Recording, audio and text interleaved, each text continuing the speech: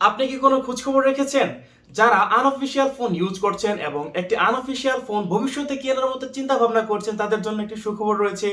আর সেই সুখবরটি হচ্ছে, আপনারা অনেকেই জানেন, বিটিআরসি নির্দেশ দিয়েছিল যে জুন অথবা জুলাই মাসের মধ্যে সব ধরনের আনঅফিসিয়াল ফোনের নেটওয়ার্ক সিস্টেমকে বন্ধ করে দেওয়ার জন্য।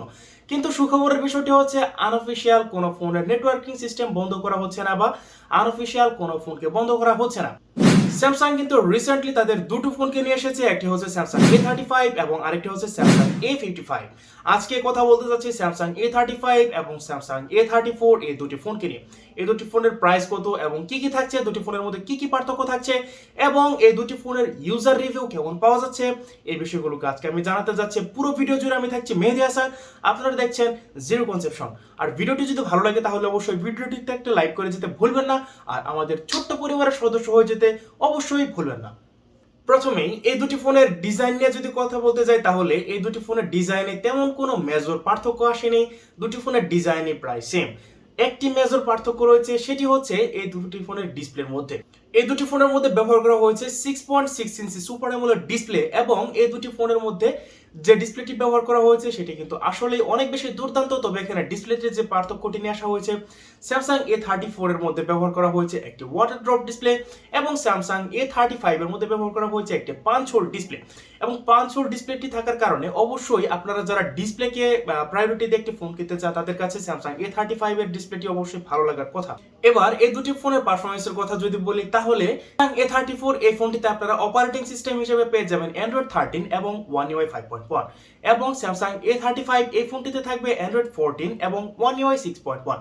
এই দুটি ফোনের ইউআই নিয়ে কথা বলার মতো কোনো সুযোগ নেই, তার কারণ হচ্ছে এই ইউআই গুলো যথেষ্ট স্মুথ এবং ভালো মানের বাগ মুক্ত কিন্তু বলা যায়। আশা করা যায় এই ফোনগুলোর ইউআই থেকে আপনারা কোনো প্রকার সমস্যার মধ্যে পড়বেন না। স্যামসাং A34 এই ফোনটিতে ব্যবহার করা হয়েছে মিডিয়াটেক ডাইমেনসিটি 1080 এই প্রসেসরটি, যেটি 6 ন্যানোমিটার ট্রানজিস্টরের, এবং স্যামসাং A35 এই ফোনটিতে ব্যবহার করা হয়েছে Exynos 1380 5 ন্যানোমিটার ট্রানজিস্টরের এই প্রসেসরটি।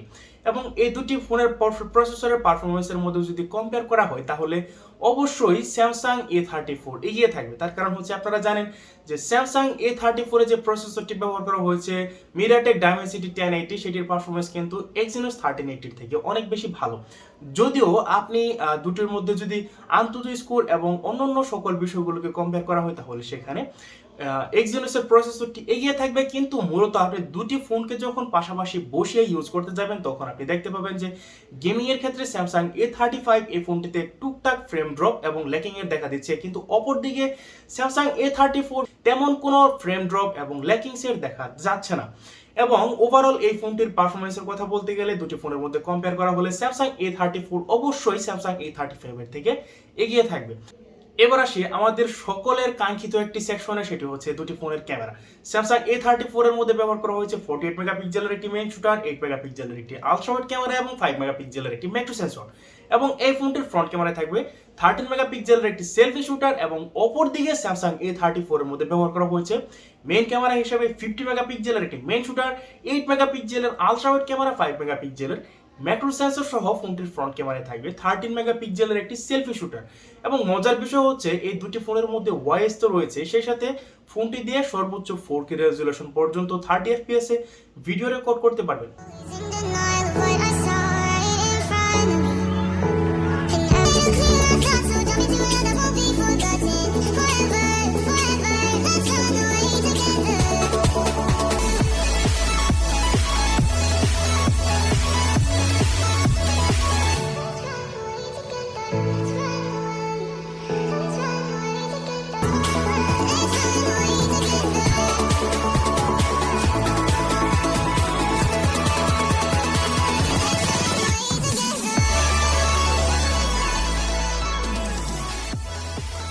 এবার যদি আসি এই দুটি ফোনের চার্জারের ব্যাপারে, তাহলে দুটি ফোনের মধ্যে আপনারা পেয়ে যাবেন 25 ওয়াটের চার্জার এবং দুটি ফোনে থাকছে 5000 mAh এর একটি ব্যাটারি, এবং ফোনের বক্সে কোনো প্রকার চার্জার থাকছে না।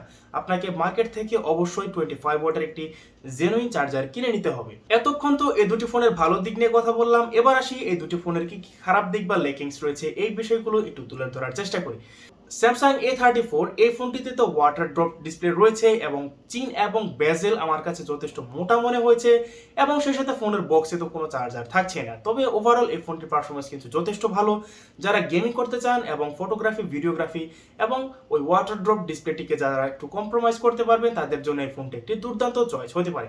অপরদিকে স্যামসাং A35 এই ফোনটিতে যদি মিডিয়াটেক ডাইমেনসিটি 1080 প্রসেসরটি ব্যবহার করতো তাহলে হয়তোবা এই ফোনটি আরো বেটার পারফরমেন্স করতে পারতো। আমার কাছে মনে হয়েছে Exynos 1380 যথেষ্ট দুর্বল একটি প্রসেসর মিডিয়াটেক ডাইমেনসিটি 1080 এই প্রসেসরটির তুলনায়, এবং এই প্রসেসরটির মাধ্যমে যখন গেমিং টেমিং করা হয় তখন তো আগেই বলেছি মোটামুটি ফ্রেম ড্রপ এবং ল্যাকিংসের দেখা পাওয়া যায়। অপরদিকে যদি প্রসেসরটি ভালো হতো আর একটু তাহলে ফটোগ্রাফি, ভিডিওগ্রাফি হয়তো সবকিছু মিলিয়ে একটি বেটার পারফরমেন্স আপনাকে দিতে পারতো স্যামসাং A35। সেই সাথে এই ফোনেও কিন্তু কোনো বক্সে চার্জার থাকছে না। সো এবার আসি এই দুটি ফোনের মধ্যে কোন ফোনটি কারা নেবেন। যারা গেমিং টেমিং করতে চান এবং একটু পুরনো ফোন হলেও কোনো সমস্যা নেই এবং ফোন থেকে ভিডিওগ্রাফি, ফটোগ্রাফি এবং সেই সাথে একটি অলরাউন্ডার ফোন চান তারা স্যামসাং A34 এর দিকে দৌড় দিতে পারেন। আর যারা গেমিং টেমিং করবেন না তারা স্যামসাং A35 এর দিকে যেতে পারেন। তার কারণ হচ্ছে স্যামসাং A35 এই ফোনটিতে যে প্রসেসরটি ব্যবহার করা হয়েছে সেটি কি যে একদমই দুর্বল প্রসেসর তা কিন্তু নয়, সেখান থেকে মোটামুটি গেমিং টেমিং করতে পারবেন। তবে স্যামসাং A34 এখান থেকে বেটার পারফর্ম করতে পারবে। যারা গেমিং টেমিং করবেন না তারা এই ফোনটির দিকে যেতে পারেন, যারা সোশ্যাল মিডিয়া হ্যান্ডেল করবেন এবং অ্যাজ ইউজুয়াল ইউজের জন্য একটি ফোন খুঁজছেন এবং ফোনের ডিসপ্লে এবং ফোনের ডিসপ্লেটিতে একটি পাঞ্চল ডিসপ্লে চান তারা স্যামসাং A35 এর দিকে যেতে পারেন। এবার এই দুটি ফোনের প্রাইসের কথা যদি বলি তাহলে স্যামসাং A34 এই ফোনটি আপনারা ওভারঅল বর্তমানে 27 থেকে 30,000 টাকার মধ্যে পেয়ে যাবেন 128GB ভ্যারিয়েন্টটি, এবং স্যামসাং A35 এই ফোনটির প্রাইস কিন্তু বর্তমানে স্টেবল না এবং স্টেবল একটি প্রাইসের জন্য আপনারা মোটামুটি মাসখানেক অপেক্ষা করতে পারেন।